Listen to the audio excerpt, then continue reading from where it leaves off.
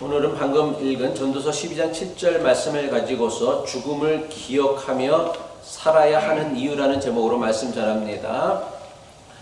제가 지난주 메멘토 모리, 죽음을 기억하라 라는 제목으로 설교를 했고요. 그렇다면 왜 우리는 메멘토 모리, 죽음을 기억하며 살아가야 하는가에 대한 이유에 대해서 생각을 해 보려고 합니다.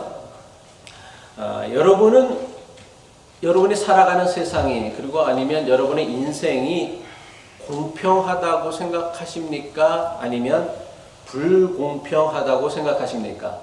어때요? 대답을 좀 해주세요. 여러분은 세상이 참 공평한 것 같아요? 아니면 대단히 불공평한 것 같아요? 네? 세상은 원래 불공평해요. 우리가 사는 세상은 대단히 불공평해요. 그런데 이게 불공평함이 어느 인생의 한 부분만 불공평한 게 아니라 사실 인생 전반에 걸쳐서 모든 것들이 사실은 불공평해요. 그럼 세상의 불공평함 또는 인생의 불공평함은 언제부터 시작되는 것 같아요? 네? 맞아요. 태어날 때부터 시작되어집니다. 어느 시대에 태어나느냐, 어느 나라에 태어나느냐, 한국에서 태어나느냐, 우크라이나에서 태어나느냐, 러시아에서 태어나느냐, 미국에서 태어나느냐, 멕시코에서 태어나느냐에 따라서 그 인생은 성들이채 달라집니다. 어느 시대, 조선시대에 태어나느냐, 지금 태어났느냐, 아니면 저 구석기 원시시대에 태어났느냐에 따라 그 사람의 인생은 또 달라져요. 어느 집에 태어났느냐, 이재용의 집에 태어났느냐, 이진우 집안에 태어났느냐에 따라서 그 자식의 삶은요, 뭐 비교할 수 없을 만큼 천차만별 차이가 있죠. 또 남자로 태어나느냐, 여자로 태어났느냐에 따라서도 사실은 인생을 살면서 많은 불공평함을 경험하며 살아가야 돼요. 또 그것도 불공평한데 어떻게 태어났느냐, 어떤 생김새로 태어났느냐. 그러니까 어떤 사람은 태어날 때부터 예쁘게 태어난 애들이 있어. 그죠? 여러분이 박보검은 아니잖아. 박보검 같이 태어나는 애도 있고 나같이 태어나는 사람도 있는 거예요. 어떻게 태어나느냐에 따라서 그 태어난 생김새 갖고도 평생을 먹고 살아가는 사람이 있고 그렇지 못한 사람도 있습니다.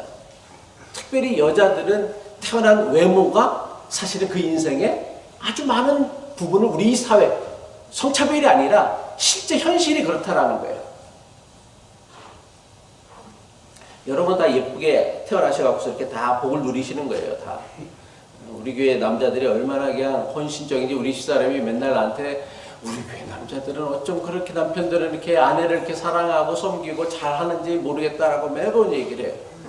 그냥 나보고 하는 얘기지. 너는 왜 못하냐? 그 얘기겠지. 다 여러분들이 다 예쁘게 잘 태어나서 얻는 복이라 생각합니다. 이처럼 인간의 출생이라는 게 한편으로는 대단히 큰 축복이지만 다른 한편으로 본다라면 매우 불공평한 사건이에요. 엄청나게 불공평한 사건이에요. 이렇게 태어나면서부터 시작되어진 인생의 불공평함은요, 인생을 살아가는 내내 계속되어집니다. 그래서 빌 게이츠가, 이 사람이 이런 얘기를 해서 더 믿긴 한데, 인생은 결코 공평하지 않다. 이 사실에 익숙해져라. 라고 얘기를 했어요. 유명한 말이 이 사람이 했던 얘기 중에. 인생은 결코 공평하지 않다. 이 사실에 익숙해져라. 불평하고 불평하지 말고 그 사실에, 물론 한편 맞는 거예요. 거기에 불평하고 원망한다고 해서 내 인생이 달라지는 건 아니고 그 불평함을 우리의 힘으로 해결할 수 없는 부분들이 사실은 너무나 많다는 거예요. 그러면 우리 인생은 불공평한데 그 불공평함이, 세상의 불공평함, 인생의 불공평함은 언제까지 계속되어질까요? 한 70대면 없어지나요? 70대면 없어져요? 네? 잘 안 들렸어요. 죽을 때까지. 죽을 때까지. 예, 맞아요. 인생의 불공평함은 언제까지 계속되어지냐면 죽을 때까지 계속되어진다는 사실이에요.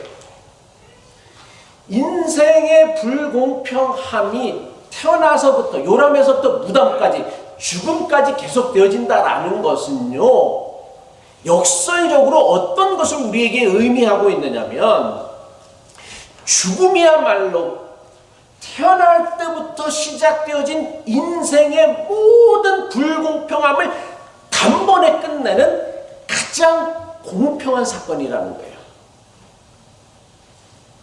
왜 죽음이 공평한 사건이냐? 태어날 때부터 불공평함을 경험하며 살아가야 하는 인생에 있어서 죽음보다 우리를 더 공평하게 만드는 사건은 없어요. 그 어떤 것도 없어요. 왜냐하면 모든 사람은 다 죽기 때문이에요. 만약 안 죽는 사람이 있다라면 죽음 역시도 대단히 불공평한 사건이 되어질 거예요. 근데 태초부터 시작해서 지금까지 태어난 모든 인생은 다 죽었고요. 우리 역시 다 죽을 거예요. 물론 수명의 차이는 있을 수 있지만 그러나 결국 죽는다라는 사실 앞에서는 어느 누구도 그 죽음의 사건을 피해갈 수는 없다라는 거예요. 그래서 불공평한 인생을 한순간에 공평하게 만드는 죽음이야말로 인생에 있어서 가장 중요한 기준이 되어지는 거예요. 그래서 기독교 신앙에서는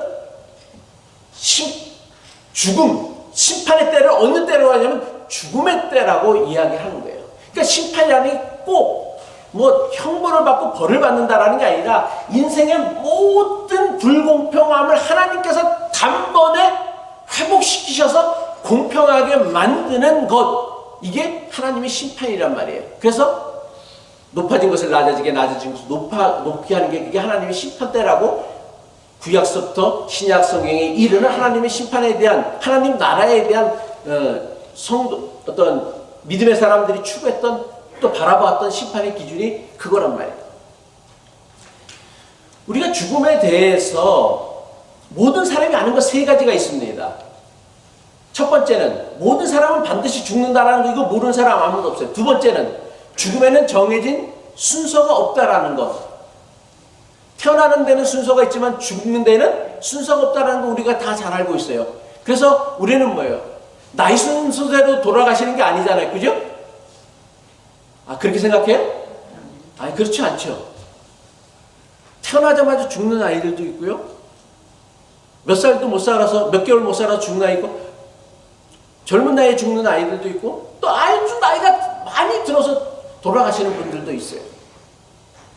세 번째, 우리가 죽음에 대해서 모두가 아는 것, 세 번째 사실은 뭐냐면 죽으면 아무것도 가져갈 수 없다라는 거예요. 모든 것을 다 세상에 내려놓고 가야 된다라는 것. 이게 우리가 너무나 잘 알고 있는 죽음에 대한 사실이란 말이에요. 그래서 수위에는 주머니가 없다라는 아주 유명한 격언이 있어요. 왜 수위에는 주머니가 없어요? 그쵸, 메타포예요. 가져갈 게 없다라는 거예요. 넣고 가봐야 소용도 없는 거고 가져갈 수도 없는 거예요. 많은 사람들이 죽음의 순간에 권력자들이, 왕들이 죽음과 함께 자기가 거느렸던 신하들, 여자, 부인들, 그 다음에 재물들, 보물들을 가져가려고 자기 무덤에 다 묻었습니다. 근데 가져갔나요? 다 어디 있어요? 도굴꾼들이 훔쳐갔지. 무덤에 있지도 않아요. 도굴꾼들이 다 훔쳐갔어요.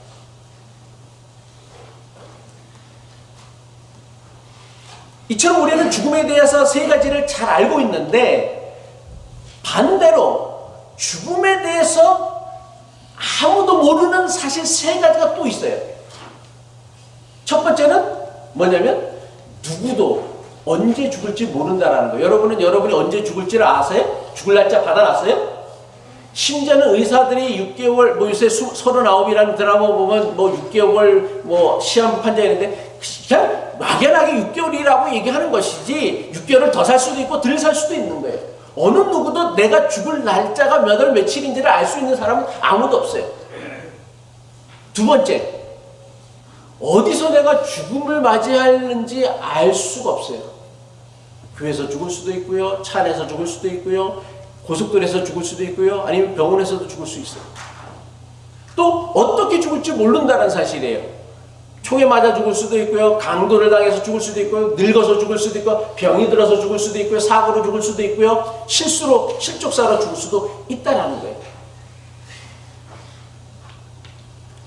이처럼 죽음이라는 사건 자체는요, 그 누구도 피할 수 없는 모든 사람들이 맞이해야 하는 인생의 운명이에요. 그래서 그 누구도 피할 수 없는 죽음은요, 태어날 때부터 불공평한 인생을 살아가야 하는 인생을 단번에 한순간에 공평하게 만드는 저는 하나님의 방법이고 하나님의 통치 방식이다라고 믿습니다. 그래서 저는 불공평한 인생을 단번에 공평하게 만드는 죽음이야말로 우리의 삶을 심판하는 가장 확실하고 분명한 하나님의 기준이에요. 그러니까 우리는 언제까지 심판이 유보가 되어진 거예요. 죽는 날까지 우리에 대한 하나님의 심판은 유보되어져 있다라는 사실이에요. 지난주에도 설교했지만 죽음이야말로 사람을 사람답게 만드는 하나님의 방법이며 우리가 하나님이 아닌 사람이라는 것을 날마다 깨닫으며 살게 만드는 매우 중요한 하나님의 어떤 통치 방식, 하나님의 영적 원리라고 말씀을 드렸습니다.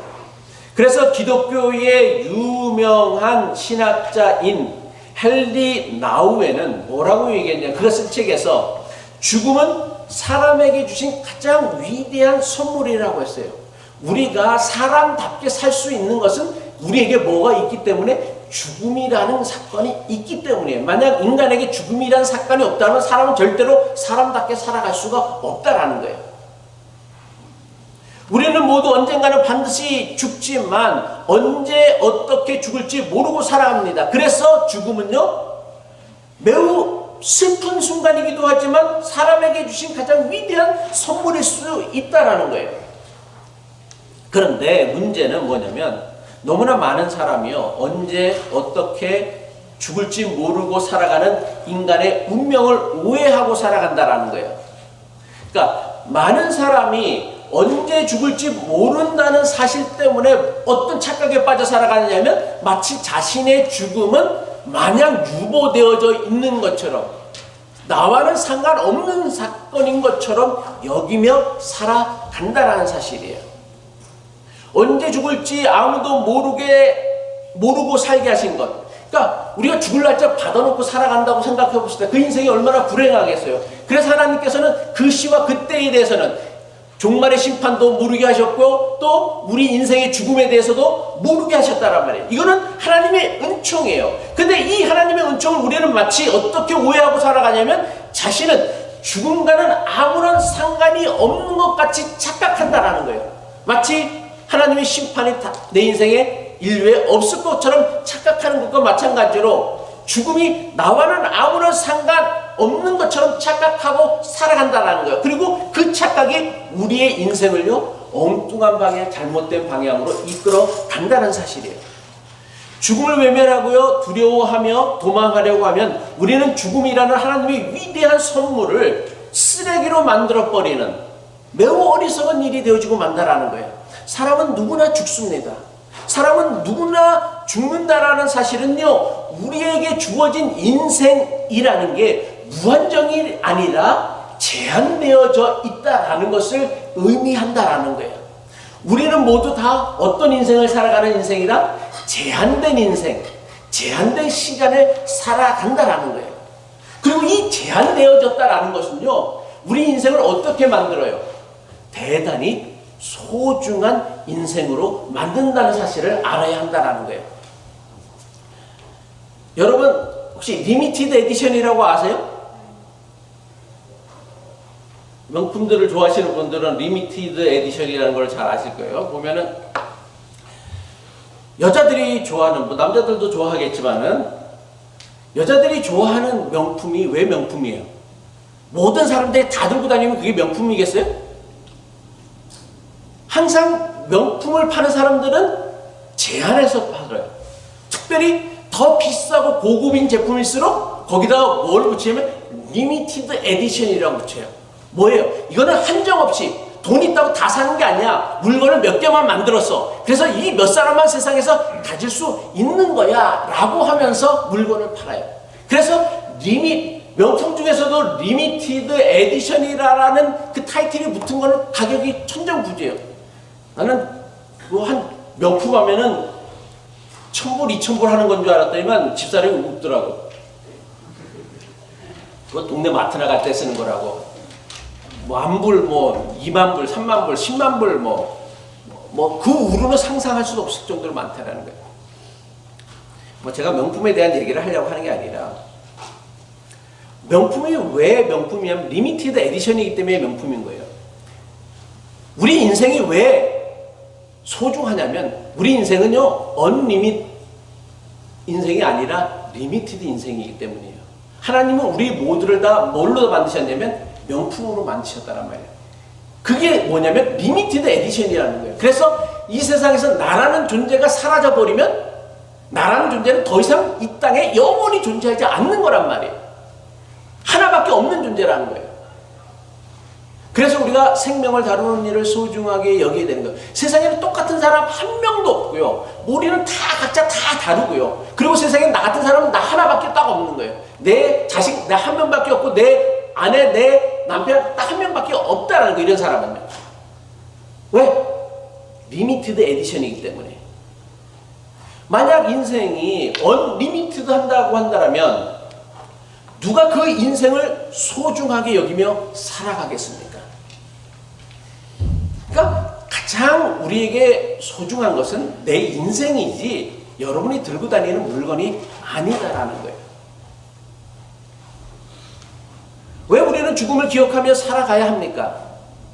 죽음만이요 가장 확실한 인생의 기준이 되어지기 때문이에요. 우리는요 죽음을 직면하거나 의식하며 살아갈 때만 인생에 있어서 가장 소중한 것이 무엇인지, 가장 중요한 것이 무엇인지를 분별할 수 있는 지혜를 가지기 때문이라는 거예요. 만약 여러분의 인생이 내일 끝이 난다고 생각해 봅시다. 그럼 오늘 루비통 가방 사러 갈 사람 있어요? 있어요? 없어요? 아, 있을 수도 있지. 나 평생에 그거 소원이니까. 근데 그런 사람은 우리는 뭐라고 해? 어리석다고 하겠죠. 그러니까 왜 우리가 불필요한 것, 그렇게 인생에서 중요하지도 않은 것에 집착하며 살아가느냐면 죽음을 의식하고 살아가지 않기 때문에 그래요. 죽음을 의식하고 살아갈 때 비로소 우리 인생은 뭐가 분명해지면 야, 내 인생에서 뭐가 정말 소중한 것인지, 뭐가 값진 것인지를 분별해낼 수 있다는 거예요. 죽음의 소용돌이 이전에는 그토록 중요하게 생각되어졌던 모든 일들이 더 이상 가치 없는 일이 되어지는 것들이 너무나 많다는 거예요. 죽음은요 우리의 삶을 평가하고 완성하는 가장 중요한 기준이 되어집니다. 그래서요 정말 사랑하는 사람에게 사랑을 고백할 때 우리는 뭐라고 고백해요? 내가 당신을 죽도록 사랑해, 죽도록 내 생명 다 바쳐서 사랑해 라고 해야 돼요. 다 그거 고백 받고서 결혼하신 거 아니에요? 나는 당신을 죽도록까지는 뭐 알고 나 살아있을 동안만, 아니면 나 위험해지면 나 당신 사랑하지 않아, 그렇게 해갖고 결혼한 사람 있어요? 아무도 없잖아요. 정말 중요한 자신의 신념이나 믿음을 뭐라고 합니까? 죽어도 포기 못해라고 얘기해요.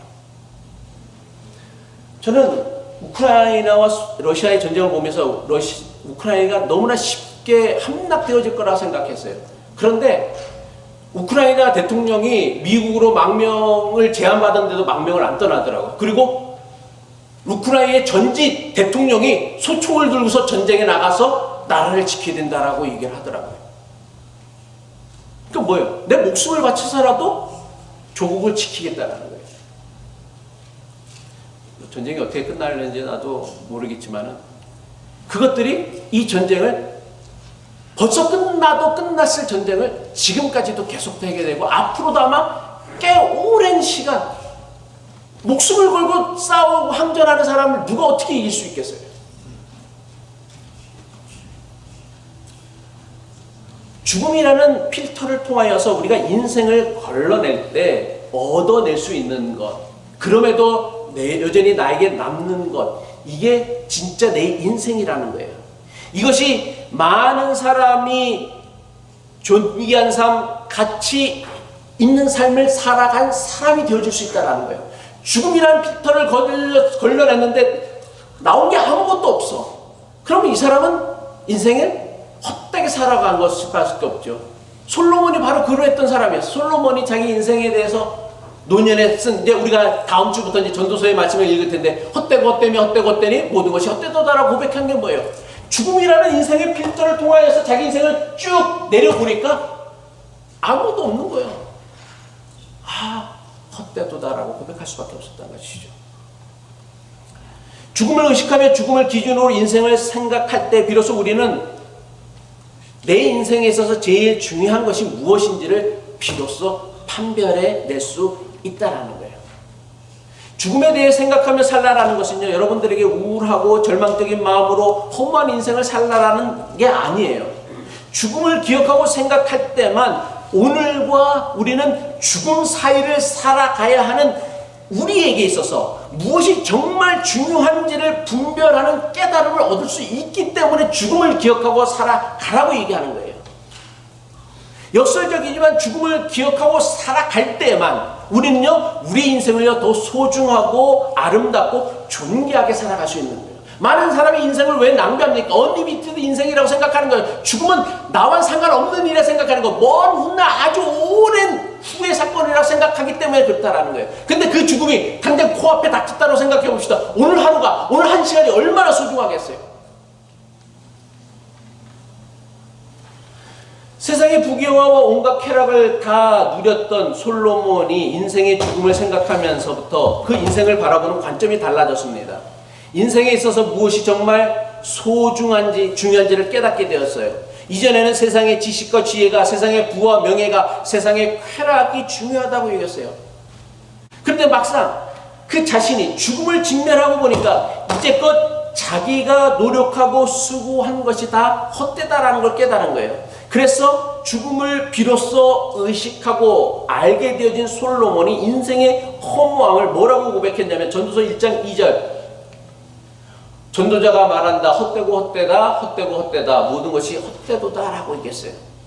그런데 우리가 분명히 알아야 될 것은요, 솔로몬이 헛되다고 한 것은 하나님께서 주신 인생이 헛되다라고 얘기한 게 아니에요. 우리는 이것을 갖고서 마치 야, 인생은 다 허무한 거야, 허전한 거야, 쓸쓸한 거야, 의미 없는 거야 라고 이야기하는데, 솔로몬은 인생이 허무하다라고 얘기하는 게 아니에요. 한 번뿐인 유일무이한 인생을 살아가면서 자기 인생의 대부분을 불필요한 것들을 추구하며 살아왔던 자신의 삶이 헛되고 부질없는 것을 고백한 것이 바로 전도서 1장 2절, 헛되고 헛되며 헛되고 헛되니 모든 것이 헛되도다라는 솔로몬의 고백이란 말이에요. 많은 사람이 죽음을 생각하면 인생이 허무하다라고 여깁니다. 하지만 진실은요, 죽음이 우리의 인생을 허무하고 무의미하게 만드는 게 아니다라는 거예요. 죽을 때까지 평생을 허무하고 무의미한 것만을 위하여 우리가 살아왔기 때문에 죽음의 순간에 아, 인생이 허무하구나, 인생이 무의미하다라고 느끼는 거란 말이에요. 그러니까 인생이 허무하고 무의미한 게 아니라, 죽음이 우리 인생을 허무하게 만드는 게 아니라, 죽는 순간까지 우리는 평생을 뭐 때문에 헛되고 무의미한 것들만을 붙잡고 살아왔기 때문에 죽음의 순간을 맞으면서 아, 인생 허무하구나 라고 고백할 수밖에 없는 거란 말이에요. 다시 말하여서 우리 인생을요, 허무하고 무의미하게 만드는 것은요, 죽음이 아니라 오늘 여러분이 살아가는 삶이라는 거예요. 죽음이 우리의 삶을 허무하고 무의미하게 만드는 것이 결코 아님에도 불구하고 많은 사람이 죽음을 생각하거나 죽음에 직면했을 때 커다란 허무와 절망을 느끼는 결정적 이유가 무엇입니까? 이 사람들은요, 평생을 살아가면서 자신이 죽는다라는 생각을요, 한 번도 하고 살아가지 않았기 때문이라는 거예요. 미국의 심리학자인 에이브럼 머슬러는요, 신부전증으로 죽다가 살아나는 경험을 하게 되어집니다. 이 사람이 했던 유명한 이론 중에 하나가 뭐냐면 매슬로의 욕구 단계 이론인데, 제가 자주 설교했던 내용이에요.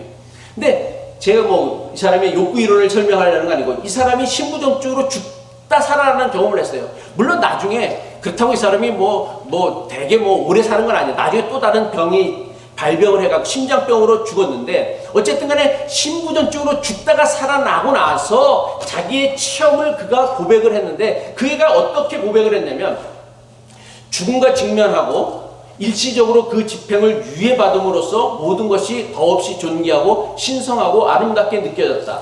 눈에 보이는 모든 것을 사랑하고 포용하고 그들에게 압도되고 싶다는 충동에 시달렸다. 낯익은 강물이 이토록 아름다워 보인 적이 없었다. 죽음의 가능성이 내 곁에 있음을 알고 있기에 보다 깊은 사랑, 더욱 열정적인 사랑이 가능해졌다. 만약 절대로 죽지 않는다고 한다면 어떻게 열정적으로 우리가 사랑할 수 있으며 어떻게 우리가 이렇게 황홀해질 수 있을까? 마이크 끌게요.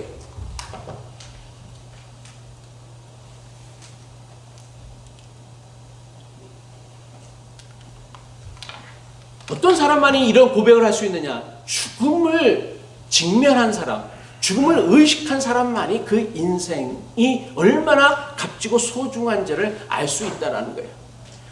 인생이 허무하고 무의미하고 쓸쓸하다고 생각하는 사람은요, 지금 당장 곰곰이 내가 내일 죽는다라면, 내 인생이 여기서 끝이 난다라면, 내 인생에서 내가 중요한 것, 내가 남기고 할 것들이 무엇이고, 내 인생에서 내가 정말 하나님 앞에 가지고 갈 수 있는 것들이 무엇인지를 우리는 진지하게 고민해 봐야 한다는 거예요. 미래는요, 어떤 의미에서 본다라면 여러분의 소유가 아니에요. 우리 중 어느 누구도요, 미래를 누릴 수 있다라고 확신할 수 있는 사람은요, 사실 한 명도 없어요. 오늘 우리에게 확실하게 주어져 있는 것은요, 지금 이 순간뿐이다라는 거예요. 그리고 지금 우리가 맞이하는 이 순간은요, 다시 오지 않을 오늘이라는 순간이라는 거예요. 그래서 지금 이 순간을 사랑하고 충실히 누리는 것만 내 인생을 사랑하는 것이고요, 이것만이 우리를요, 후회 없는 아름다운 죽음을 준비하는 삶을 살게 만든다라는 거예요. 이렇게 말씀을 드리면 하루하루 먹고 살기도 바쁜 세상에서 언제 올지도 모르는 죽음까지 미리 생각하며 살아야 한다라고 불평하는 사람이 분명히 있을 것입니다. 속으로 그런 생각하는 사람 분명히 우리 교인들 중에도 있을 거예요. 그 죽음이 언제 오는데, 지금 내일 먹고 살기도 바쁜데, 오늘 먹고 살기도 바쁜데. 그래서 무슨 생각하면 죽으면 더 늙어서 그때 생각해도 된다고 여깁니다. 하지만 여러분, 아무리 바쁜 인생이라고 해도요, 죽음보다 더 중요한 문제는 인생에 없어요. 죽음 앞에서요, 죽음보다 더 바쁜 문제가 어디 있어요? 먹고 사는 거요? 그것도 살아야 먹고 사는 거지. 죽으면 먹고 살 문제 고민할 필요가 없는데. 그래서 국경을 넘는 피난민들이 나는 차도 버리고 다 버리고 그냥 맨몸으로 그냥 국경을 넘더라고. 왜? 살아야 되기 때문에.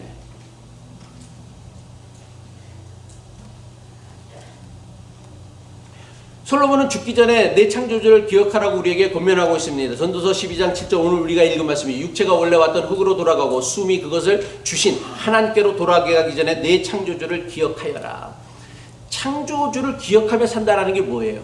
하나님께 돌아가야 할 때가 반드시 돌아온다라는 것을 기억하며 살아가는 게 창조주를 기억하는 거예요. 한마디로 말해서 솔로몬의 권면은 뭐냐면, 인생에는 반드시 죽음이 있고 그 죽음을 너는 기억하며 살아가라는 게 창조주를 기억하라는 솔로몬의 권면에 담겨져 있는 매우 중요한 메타포이며 우리에게 주는 영적인 도전이다라는 거예요. 앞서도 말씀을 드린 것처럼 죽음은요, 나이 순으로 찾아오는 게 아니에요. 나이와 상관없이 누구에게나 언제라도 찾아올 수 있는 것이 죽음입니다. 그래서 우리에게 정말 중요한 것은요, 노후 준비가 아니에요. 물론 노후도 준비해야 되겠지만, 조금씩 준비해야 되겠지만, 이것보다 더 중요한 것은 무엇이냐면 죽음을 준비하며 살아가는 것이 우리 인생에서 가장 절실한 문제라는 거예요. 그러면 무엇이 죽음을 준비하는 삶입니까? 죽음을 준비하는 삶을 살아가려면 많은 사람들이 뭐라고 생각하면, 묘지 사다 놓고요, 관 사다 놓고요, 그리고 내 죽을 준비 다 했다는 거예요. 내가 그렇게 설교를 한 건 아닌데, 그리고 막 자기는 죽을 준비 다 했다는 거예요. 자기 장례를 준비하는 게 성경이 가르치는 죽음을 준비하는 삶이 아니에요.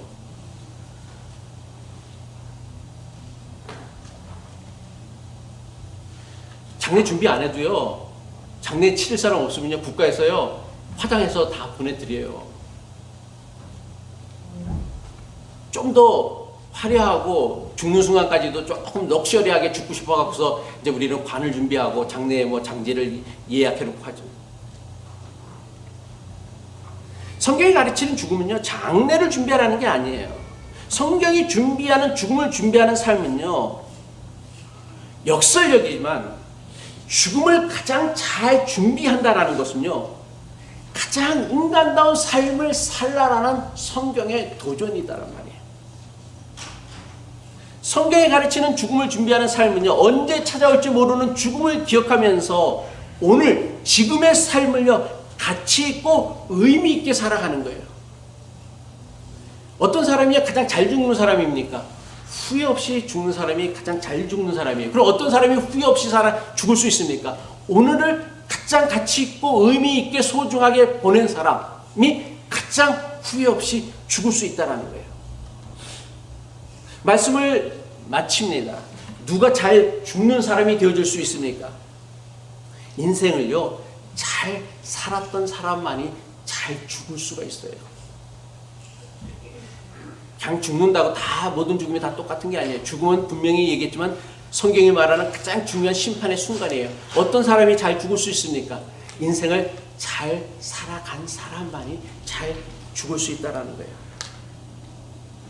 오늘을 잘 사는 것만이요, 언제인지 알 수 없는 죽음을 가장 잘 준비하는 삶의 자세이며 태도이고요, 오늘을 가장 최선을 다하여 살아가는 사람만이 언제 어느 순간 내 삶에 죽음이라는 예상치 못한 사건이 일어난다 할지라도 후회 없이 미련 없이 세상의 모든 것을 내려놓고 하나님의 부르심 앞에 순종할 수 있는 존귀한 사람이 되어줄 수 있습니다. 바라기는 이 소중한, 이 존귀한 삶의 주인공이 저와 여러분 되어줄 수 있기를 주님의 이름으로 간절히 축복합니다. 네, 질문 받겠습니다.